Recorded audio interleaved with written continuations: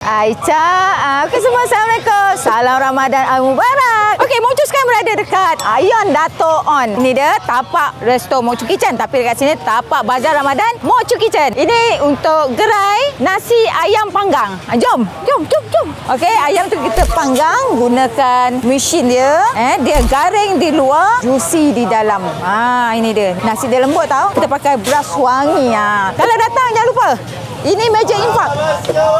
Infak Ramadan. Ni berbaki satu. Tadi kita dah jalankan. Okey, bila datang sini jangan lupa.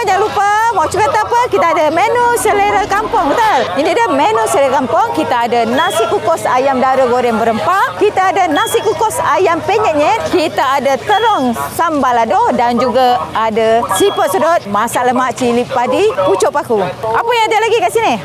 Ini dia special. Jom. Kakak, nasi ayam panggang sambal ada. Inilah dia air lambu balang. Ini dia. Kita ada air lambu balang. Ini dia rasa premium yang sangat menyegarkan. Ini dia. Wah, ni dah habis tadi penuh.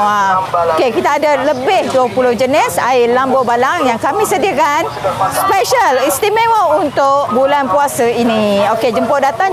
Mocu Kitchen berada dekat tapak Bazar Ramadan Ion Dato' On, lot nombor A1, A2, A3 dan A4 dan juga tapak food truck. Jemput datang, macam-macam ada. Yang paling istimewa daripada dapur Mocu Kitchen. Bye-bye semua, bye-bye. Love.